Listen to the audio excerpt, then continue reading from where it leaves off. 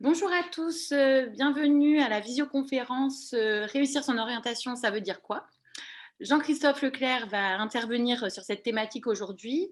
Donc, dans un premier temps, est-ce que vous voulez bien vous présenter? Oui, bonjour à tous. Je suis Jean-Christophe Leclerc. J'ai le plaisir de piloter le service d'orientation et d'insertion professionnelle de l'Université Côte d'Azur depuis un certain nombre d'années, avant des expériences diverses et variées en tant que financeur de la formation dans les autres PCA et aussi dans différentes universités en formation tout au long de la vie. Voilà pour résumer mon parcours. Est-ce que vous pourriez nous parler un peu du SPRO? Parce que je sais que vous intervenez dans ce cadre-là aussi. Oui, alors depuis aussi 5-6 ans, j'ai le plaisir d'animer le réseau de l'ensemble des structures d'orientation sur les Alpes-Maritimes. Donc, il y a à peu près une dizaine de structures que sont le Pôle emploi, la Chambre de commerce, la Chambre des métiers, différents OPCO. Et donc, l'idée, c'est de travailler ensemble pour justement faciliter la qualité et l'offre de services auprès des usagers pour essayer de l'améliorer constamment et d'offrir un service en orientation encore plus optimum que quand chacun travaillait dans son coin. Très bien, merci beaucoup.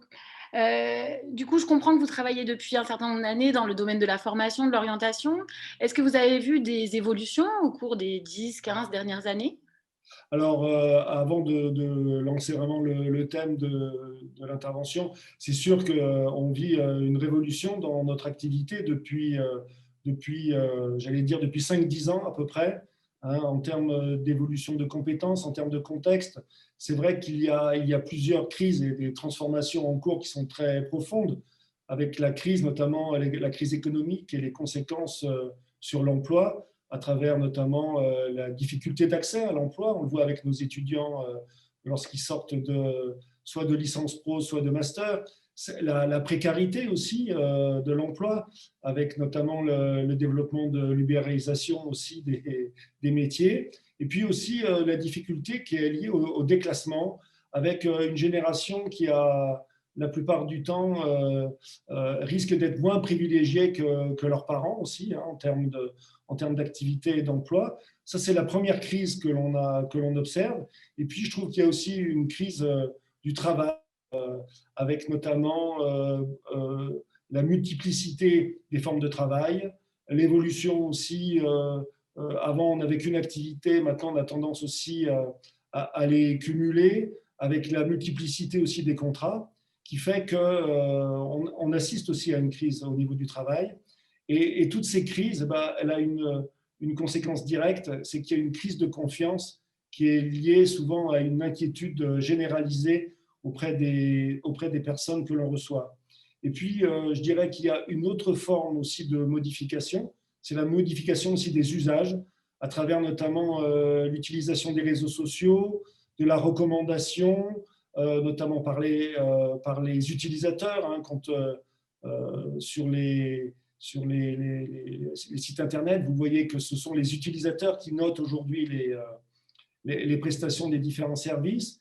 Et puis, ce qu'on appelle aussi les situations d'opportunisme, de ce qu'on appelle la sérendipité, c'est-à-dire l'effet zapping, qui fait que quand on lit à la fois le travail, l'emploi et la façon dont les usagers se renseignent, on voit bien qu'on est dans un environnement qui est très changeant et qui a beaucoup changé depuis ces dernières années.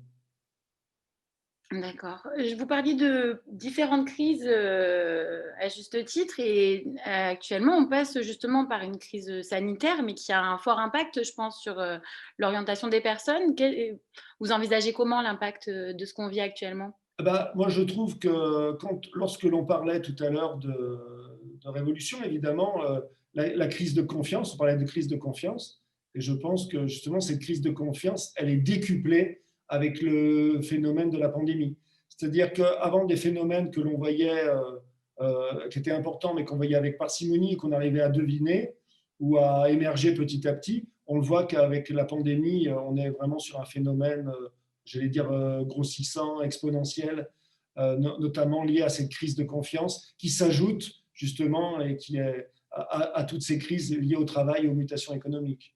On le voit notamment à travers les générations des personnes qui rentrent sur le marché du travail, ou même ceux qui pensent, on l'a vu lors du premier confinement, qui pensent à repenser leur activité du fait du premier confinement, entraînant à la fois des mentalités différentes, une façon de voir le travail différente avec le développement du télétravail.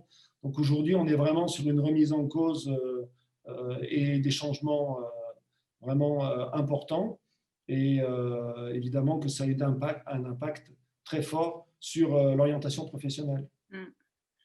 Oui, du coup, l'orientation se pense vraiment pas uniquement au moment du lycée, de la sortie du lycée, des études supérieures, mais vraiment bien tout au long de la vie, de ce que je comprends. Voilà, alors ça, c'est vrai qu'on pensait orientation, je pense qu'il ne faut plus penser l'orientation comme on la pensait allez, on va dire 15-20 ans, où on parlait orientation en imaginant une salle du CIO mal éclairée avec des revues voilà, sur des bibliothèques. On est bien loin de là et on le verra peut-être tout à l'heure, mais aujourd'hui, l'orientation est devenue même une compétence à part entière des personnes, où chacun doit avoir cette capacité à la fois faire son bilan, à la fois de ses compétences, à la fois de ses motivations, et avoir toujours un coup d'avance pour anticiper sur des évolutions de carrière, sur des opportunités nouvelles, provoquer les hasards. Et c'est vrai qu'avant, tous ces comportements ont été induits du fait de la crise qui est liée aux mutations économiques et à la crise du travail, qui a fait que l'individu doit s'adapter en permanence à un environnement qui est incertain. Vous avez commencé du coup à nous définir un peu cette notion d'orientation, ce terme. Est-ce que vous pouvez nous en dire plus? Comment vous définissez ça vraiment? Alors, c'est sûr, la difficulté de l'orientation, c'est que chacun a un avis. C'est ça la difficulté. Quand vous discutez avec votre tonton à Noël, il a un avis sur l'orientation, sur le travail. Quand vous allez chez le coiffeur, c'est pareil. Enfin, tout le monde a un avis sur l'orientation. Et tout le monde se l'accapare. Donc, je trouve que c'est toujours important de redéfinir exactement de quoi on parle. Et c'est vrai que l'orientation, c'est une activité qui est multiple, qui a plusieurs facettes. Alors, moi, je dirais que si on veut un peu résumer ce qu'est l'orientation, on peut dire déjà, le premier élément, c'est la simple mise à disposition d'informations. Ça, c'est la première chose. Je pense que pour bien s'orienter, la première étape, c'est déjà une information qui soit disponible. Ensuite, je pense qu'on peut parler d'orientation aussi quand l'idée de mouvement, c'est-à-dire d'aller vers une structure, vers une autre. On le voit, nous, à l'université, quand on travaille avec les lycées. Voilà, quand on passe de lycée à l'université, et quand on passe de l'université au monde du travail, on est bien sur un phénomène d'orientation avec justement ce déplacement de structure d'organisme à organisme. Et puis, on parle aussi d'orientation de plus en plus sur un phénomène aussi d'évaluation. On a aujourd'hui des services d'orientation avec des bilans, avec des prestations et des diagnostics qui doivent normalement aider justement à l'orientation. Donc ça, on est aussi sur un autre aspect.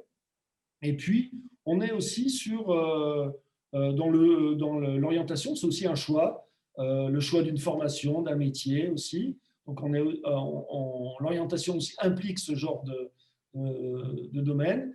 Et puis, tout cela, évidemment, est renforcé par des origines professionnelles différentes, des champs d'intervention pour tous les publics, avec des modalités d'accès qui sont très contrastées, qui peuvent être en libre accès, par des prestations de services ou sur des prescriptions, avec des acteurs qui sont aussi différents selon les demandes. Et tout ça fait évidemment que quelque chose qui paraît simple quand on en parle avec son coiffeur ou avec son tonton à Noël, fait que les choses sont très complexes dans le milieu de l'information. Et puis, il faut penser aussi à un autre aspect, c'est que l'orientation, aujourd'hui, on la préconise au niveau au niveau théorique pour réguler à la fois l'économie, la lutte contre le chômage, l'exclusion, le développement territorial, l'équité sociale. Et donc, on attend énormément de l'orientation. Donc, lorsque l'on met en perspective à la fois la difficulté de la définir, l'importance de ce que ça peut, de l'importance qu'on lui donne en termes d'évolution personnelle, on voit qu'on est sur des champs qui sont relativement complexes. Mais pour terminer, j'ai juste noté une définition qui me semble, moi, la plus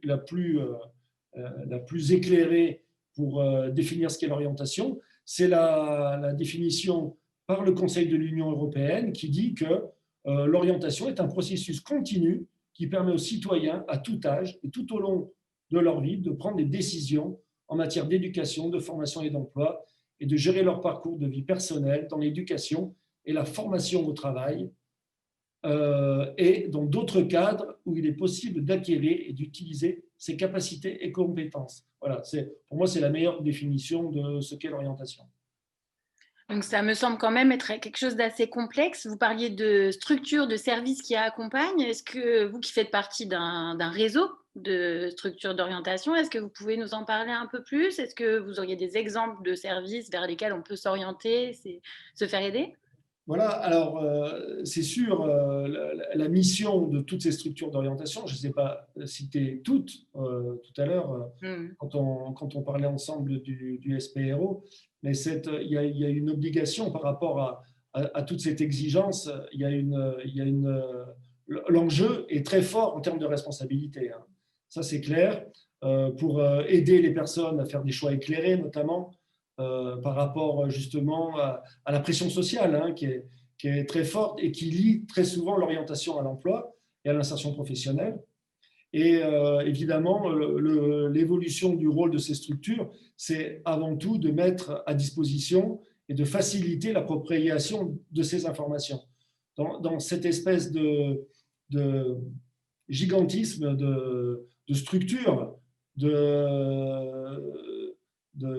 domaines, et à un moment, il faut que les professionnels de l'orientation ils puissent recentrer les demandes et essayer de mettre à disposition justement et faciliter être une courroie de transmission entre la personne et cet environnement changeant et complexe. Donc ça, c'était un élément. Et puis ensuite, moi je trouve que c'est important aussi, malgré tout, à la fin, de permettre aussi aux gens, aux personnes, d'exercer une liberté de choix dans des paramètres qui sont multiples, avec une identification d'un niveau d'incertitude et de risque. Hein, c'est-à-dire que nous, on peut guider, accompagner les gens, mais il y a un moment, il faut qu'eux soient, à partir de cette information, qu'ils puissent identifier eux-mêmes et qu'ils puissent ensuite faire des choix éclairés en prenant en compte le facteur de risque.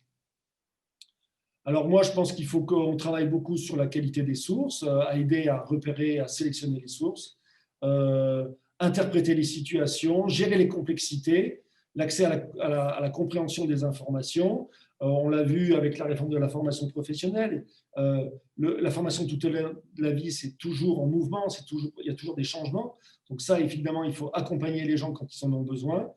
Prendre des décisions aussi, je pense, hein, pouvoir accompagner les personnes en mesurant, j'ai dit tout à l'heure, la part de risque aussi, hein, et gérer aussi cette incertitude, et puis prendre en compte aussi l'immédiateté de la demande et puis aussi le temps différé, c'est-à-dire qu'on doit accompagner les gens sur du long terme et répondre à leurs demandes si elle est pressante sur le moment ou si par contre on a plus besoin de penser à son projet ou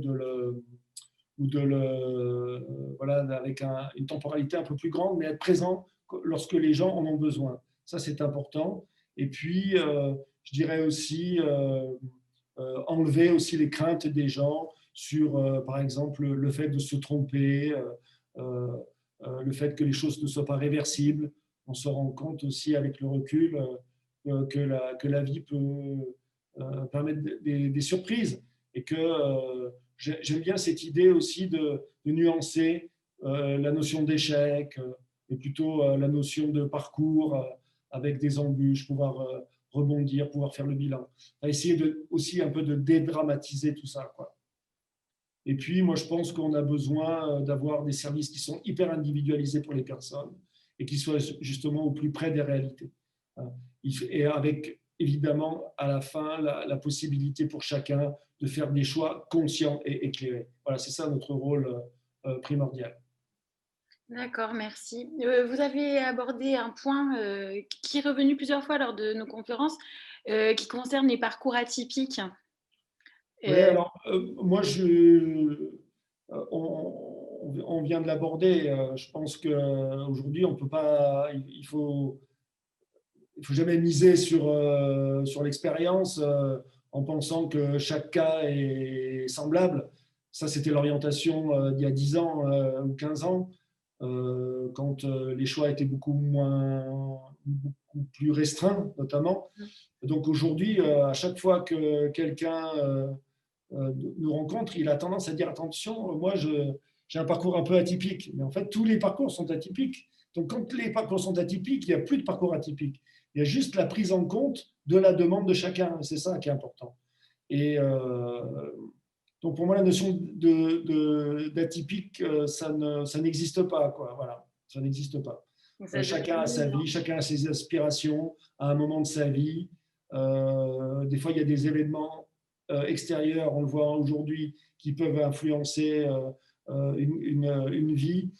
Donc, pas de parcours atypique, ça n'existe pas. Juste la prise en compte des besoins de chacun, quoi. oui, face à ces parcours qui sont tous si différents et au fait qu'il n'y ait plus une voie toute tracée pour les individus, quels sont les nouveaux enjeux en matière d'orientation pour ces personnes? Bah, c'est d'assurer un service personnalisé et éclairé avec une exigence importante pour les personnels qui travaillent dans l'orientation. C'est-à-dire qu'aujourd'hui, je le répète, la pression sociale, elle est si forte que ça demande une veille permanente, hein, une veille permanente, avec ce côté à la fois rassurant et ce côté à la fois professionnel qui permet justement à la fois de conseiller et puis moi j'aime bien le terme aussi d'accompagner parce on est vraiment dans cette logique-là, c'est-à-dire même, j'allais dire accompagner, c'est presque prendre par la main, quoi, hein. Et être une véritable ressource pour que les gens arrivent à une adéquation entre ce qu'ils sont et un environnement de travail qui leur convient. Et on voit dans cette complexité tout le rôle de l'orientation aujourd'hui, avec cette exigence qu'il y a derrière. Il y a vraiment des services, des structures qui permettent de fournir cet accompagnement-là, de tenir par la main, comme vous l'avez dit? Bien sûr, je pense qu'aujourd'hui, justement, tous les services d'orientation aujourd'hui, quelles que soient les structures, que ce soit le CIO, que ce soit la Chambre de commerce ou le Pôle emploi, on parle beaucoup depuis pratiquement 2004 de l'individualisation des parcours, de la personnalisation des parcours. La loi engage ça aussi à travers la mise en place du conseiller en évolution professionnelle.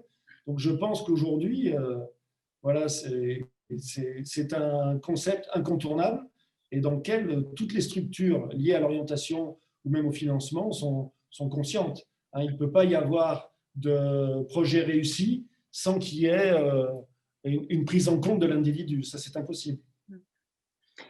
Et du coup, là, ces personnes, quel que soit le moment de leur vie, pour se réorienter, pour s'orienter, quels objectifs elles doivent se définir, comment trouver la voie, on va dire? Bah, trouver la voie, elle est en chacun de nous, hein, de toute façon, hein. Après, je pense qu'il y a des aspirations personnelles et puis il y a des contraintes extérieures qui fait que des fois, on doit accepter aussi c'est ce que je dis souvent à mes étudiants, il faut accepter le flou de l'existence la plupart du temps, hein. Je pense qu'au départ, c'est ça. Et puis ensuite, évidemment, une vie professionnelle, aujourd'hui, c'est 40 ans. Le temps de la formation, moi je pense que l'orientation, elle commence au collège quand il faut choisir une langue étrangère, par exemple. Oui. Donc c'est vrai qu'on traite de l'orientation de façon presque continue. Et, euh, moi, aujourd'hui, je pense que dans on va dire dans le packaging du salarié moderne, il faut absolument qu'il ait la compétence de la gestion de sa propre orientation. Ça, c'est sûr. Il faut que, comme on peut apprendre à utiliser une machine ou à travailler sur un logiciel, je pense qu'aujourd'hui, il faut que chaque salarié puisse connaître, puisse pouvoir gérer sa propre orientation professionnelle, c'est-à-dire connaître à la fois les structures, faire un point sur son bilan, savoir qui contacter à un moment de sa vie quand il a un besoin spécifique, savoir ce que sont les dispositifs de validation des acquis, savoir faire des bilans de compétences, avoir le recul nécessaire pour voir quelle est sa meilleure évolution. Moi, je pense que cette compétence-là, pour justement essayer de contrebalancer cet environnement un peu nébuleux, la meilleure arme, c'est pouvoir obtenir cette compétence-là, de Et gérer sa propre orientation professionnelle. comment on peut l'obtenir, cette compétence-là? Qu'est-ce qui... Bah, je pense que ça fait, voilà, tout s'apprend, hein, tout s'apprend. Sans prendre l'exemple de l'université, c'est ce qu'on essaye de transmettre à nos étudiants, hein, de travailler à la fois sur son bilan, travailler sur ses compétences, s'informer sur les possibilités d'emploi, sur les évolutions d'emploi, sur les formations. Est-ce que c'est plutôt une formation qualifiante ou diplômante qui me servira à ce moment-là? Connaître les dispositifs de validation des acquis de l'expérience, savoir ce qu'on fait dans le CEP. Voilà, c'est comme toute compétence, ça s'acquiert, ça s'apprend. Voilà. Nous, c'est ce qu'on fait à l'université. Je pense qu'on n'est pas les seuls, hein. Et c'est vraiment apprendre une méthode, justement, qui permette d'évoluer dans sa vie professionnelle de façon un peu plus raisonnée et ne pas être, justement, prisonnier soit des hasards, soit des choix contraints. Hmm. Malgré tout, il y a une contrainte, l'environnement socio-économique quand même. Comment s'assurer de faire les bons choix, d'être sûr de choisir une orientation qui nous permettra de travailler? Ah ben, alors, je pense déjà, c'est ce que je vous disais tout à l'heure, il faut accepter le flou déjà, Mhm. hein, l'incertitude. Je pense que là-dessus, on a beaucoup besoin de certitude aujourd'hui. Je pense que plus il y a un environnement incertain, plus on a besoin de certitude. Donc là, il faut accepter ce flou déjà dans un premier temps. Et puis ensuite, moi je pense que il y a deux éléments qui sont importants aussi. Je pense que le premier élément important, c'est déjà lutter contre les systèmes de pensée. Je pense qu'il faut être, il faut être conscient que tout est possible malgré tout. Il faut toujours avoir une vision idéale de ce que l'on peut obtenir et de ce que l'on peut faire. Et lutter contre les systèmes de pensée qui rongent notre confiance la plupart du temps. Bon, pour citer des exemples de systèmes de pensée, c'est vous êtes une femme, vous ne serez jamais pilote de Formule 1, vous avez fait un bac pro, vous ne serez jamais expert comptable, non, ça, tu as tel projet, c'est inaccessible, c'est pas fait pour toi. Donc tout ça, on est dans des systèmes de pensée. Tu es une fille, tu ne pourras jamais être ingénieur. Enfin, voilà. Donc je pense qu'à un moment, il faut lutter contre ça. Pour lutter contre ça, il faut en être conscient qu'il faut lutter contre ces systèmes de pensée. Et puis surtout, après, ce qu'il faut pour acquérir tout ça, c'est la confrontation au terrain. C'est-à-dire ce qu'on appelle la proactivité, être actif, faire ses propres expériences, se frotter à la réalité et quelque part emmagasiner une expérience dont on pourra parler et avec lesquelles on pourra faire un bilan personnel, de savoir ce qui nous intéresse, ce qui ne nous intéresse pas, et puis surtout euh, rencontrer des personnes. Hein, on voit dans tous les, les, les projets de vie réussis, c'est souvent lié à des rencontres, à des hasards. Je pense que c'est en se confrontant au terrain qu'on est justement à la rencontre de ces personnes qui vont nous faire évoluer, des sortes de héros. Alors quand je dis héros, c'est pas OS à la fin, c'est AU, hein. Mais vous voyez, des espèces de personnes en lesquelles on croit et qui peuvent aussi nous montrer un chemin différent et qui peuvent nous donner les capacités à aller à la rencontre de ce que l'on est vraiment, quoi. Donc ça, c'est la première chose. Et puis, le deuxième élément, pour moi, c'est voilà, les capacités à la réussite, c'est se connaître, la connaissance de soi et la confiance. Hein, je dis toujours ça à mes étudiants, si vous arrivez à combiner les deux, en sachant que c'est un peu systémique, hein, la confiance entraîne la connaissance et vice-versa. Voilà, quand on arrive à gérer la connaissance de soi et la confiance, en gros, on peut aborder de façon serein tout cet environnement un peu nocif aussi quelque part. Hein. Et la connaissance de soi, c'est la confrontation au terrain. Et la confiance aussi, ça s'acquiert aussi avec la confrontation au terrain, je pense, hein, en se frottant à la réalité.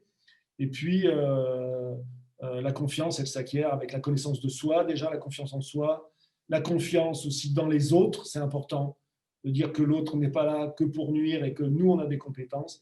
Et puis aussi, faire confiance dans la vie, de savoir que quand on se lève le matin, il peut se passer des choses positives, on peut vivre des choses intenses. Et une fois qu'on aura allié à la fois la connaissance et la confiance, ben, je pense qu'on peut affronter, on peut affronter la vie en toute sérénité, quoi. Avec plus de sérénité, je dirais. Avec plus de sérénité, effectivement. Il faut travailler là-dessus beaucoup. Du coup, c'est loin de ce qu'on peut s'imaginer sur l'orientation si on frotte pas trop dessus. Hein. C'est pas uniquement chercher de l'information, bien s'informer pour bien s'informer sur un métier, bien s'informer sur une formation. Ça va vraiment bien au-delà et ça implique aussi quelque chose de beaucoup plus personnel. Voilà, alors après, quand on dit s'informer, c'est pas seulement lire. S'informer, c'est aussi, quand on est confronté à des situations du quotidien, c'est aussi demander aux gens, connaître leur parcours, s'inspirer. C'est la curiosité derrière tout ça. Hein. Et c'est sûr que l'information n'est qu'un élément de l'orientation, c'est sûr. C'est sûr. Mais l'information, elle peut être bien plus générale. Et nous, lorsqu'on travaille avec les étudiants, on essaye justement d'évaluer cette capacité à être curieux aussi. Hein. Et la curiosité, voilà, on voit aussi l'importance de la culture générale aussi, je pense, qui peut avoir qui a un impact très fort aussi à la fois dans la confiance et dans la connaissance de soi aussi. Et voilà, donc l'information, elle est partout, quoi. Elle est multiple. Et les services d'orientation informent, mais évidemment qu'il y a beaucoup plus de support pour permettre l'information. Il y a beaucoup d'éléments. Même voyager. Hein. Voyager, c'est s'informer sur les cultures, sur la façon dont on travaille différemment, la façon dont on appréhende la vie différemment. Tout ça aussi, c'est de l'information aussi. Hein. Du coup, je reviens sur les notions de connaissance de soi, de confiance en soi. Vous accompagnez des étudiants. Comment vous les amenez à ce niveau-là, à ce niveau de connaissance, de confiance? Bah, écoutez, dans les modules que l'on anime ou même dans l'esprit qu'on veut donner lorsqu'on les reçoit en entretien, c'est montrer aussi et mettre en avant toutes les compétences psychosociales. C'est-à-dire qu'aujourd'hui, jusqu'à maintenant, on a mis en avant plutôt les compétences, peut-être des compétences qui sont liées au savoir-faire, à la compétence technique. Et on voit les étudiants aujourd'hui, très tôt, hein, qui ont développé des savoir-être et des compétences psychosociales que eux sous-estiment énormément. Et lorsque vous voyez aujourd'hui ce qui est demandé à la fois par les entreprises sur le recrutement, ou alors même sur un plan plus personnel, ce qui fait qu'à un moment, il y a une adéquation entre ce que l'on vit et ce que l'on est, on voit que les compétences psychosociales, elles prennent une part très importante là-dedans. Et notamment, les compétences psychosociales, elles permettent aussi, je trouve, moi, cette notion de confiance en soi. Parce qu'un étudiant qui va travailler dans une supérette ou dans la restauration rapide, lorsqu'il va considérer cette expérience, la plupart du temps, comme une expérience avec un intérêt pas très affirmé pour lui et pour sa carrière, Et lorsqu'on en insiste sur les compétences psychosociales, quelque part, et qu'on fait le bilan de tout ce qu'il a réalisé et tout ce qu'il a fait, ça va lui donner de la confiance et ça va lui permettre de mieux se connaître. Donc, on insiste beaucoup, je vois la relation qu'on a avec les étudiants, même avec les adultes, de retravailler sur les compétences psychosociales justement pour redynamiser les personnes. Parce qu'elles sont souvent, moi je suis toujours épaté vraiment par les compétences de nos étudiants, même de première année. Ils ont des expériences déjà complètement incroyables et le problème c'est qu'ils ne savent pas en parler et ils ne savent pas non plus les évaluer et ils ne sont pas conscients non plus que ces expériences-là sont valables dans d'autres domaines. Oui, votre travail, en fin de compte, c'est de leur faire se rendre compte de tout ça, de ces Voilà, sujets. je dirais que mon travail avec eux, moi, c'est lutter contre les systèmes de pensée Mmh. et ensuite travailler sur la confiance et sur la connaissance de soi. Voilà, c'est ça. Et à partir de là, une fois qu'on a travaillé là-dessus, on peut s'informer sur les métiers, mais au moins on a une base sur laquelle on peut construire. Du coup, pour finaliser, à quel moment quelqu'un peut se dire: «Bah, voilà, moi je suis satisfait, je pense que j'ai réussi mon orientation»? Est-ce que c'est un moment? Est-ce que peut-être pas, c'est plutôt une évolution? Alors, chacun la vit à sa manière. Bon, moi, je prends souvent cet exemple avec les étudiants. Je leur dis, quand vous êtes satisfait, il y a quelque chose qui se déclenche là entre vos poumons, là, une petite chaleur, une petite satisfaction intérieure. Lorsque vous faites quelque chose de bien, on parle de ça quand on parle des entretiens, quand on fait des lettres de motivation, et qu'à un moment, quand ils le relisent, je leur dis, bah, à un moment, là, vous sentez que c'est vous, là. Vous sentez que ce document, il vous correspond à 100%, que c'est écrit avec vos mots, avec votre pensée, vos envies, et que ça vous reconnaît. Donc, il y a un moment, il y a une satisfaction. Après, c'est sûr, après, c'est une quête aussi permanente qui est très individuelle, la recherche du bonheur, hein. Mmh. Ah ouais, ouais, ouais. Moi, quand on fait aussi des entretiens de recrutement, on demande aux gens s'ils ont des ambitions. En général, on dit des ambitions professionnelles. Et moi, quand je dis des ambitions, c'est des ambitions tout court. C'est pas seulement professionnel, c'est personnel. Et que le travail, là-dedans, il peut être qu'un élément de satisfaction, d'un bonheur autre. Mais ce n'est pas une Effectivement. condition. Donc après, je laisse à chacun réfléchir sur ce qu'est le bonheur pour lui. Mais dans le domaine qui nous intéresse, quand même, je pense que sur l'idée de l'orientation réussie, c'est quand même l'adéquation entre une personne et un environnement de travail qui lui convient, avec les valeurs qui lui convient, un environnement de travail qui lui convient, à travers un management aussi qui va lui permettre de développer à la fois toutes ses capacités et ses motivations au travail. Hein, c'est quand même ça, c'est l'adéquation entre un environnement de travail et une personne. C'est ça. Et puis surtout, identifier ses motivations pour qu'on puisse donner, pour que la personne puisse être motivée en permanence par un environnement de travail qui lui convient. C'est ça. Bon, je pense qu'on va rester là-dessus, sur la réussite de l'orientation, l'adéquation entre une personne et son environnement de travail. Je pense que ça résume bien en tout cas. Oui, oui, oui, c'est sûr. Je pense que c'est l'aspiration de chacun quand même, parce que le travail, ça reste important pour les gens. Mmh. Et souvent, quand ils vivent l'échec, lorsque ça ne fonctionne pas, les gens culpabilisent en disant peut-être qu'ils ne sont pas à la hauteur.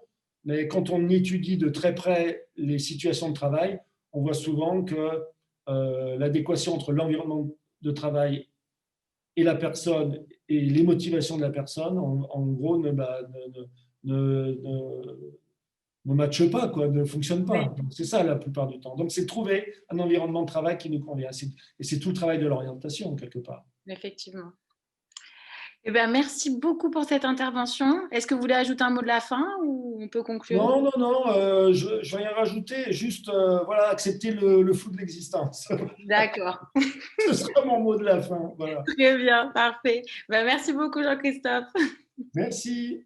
Au revoir.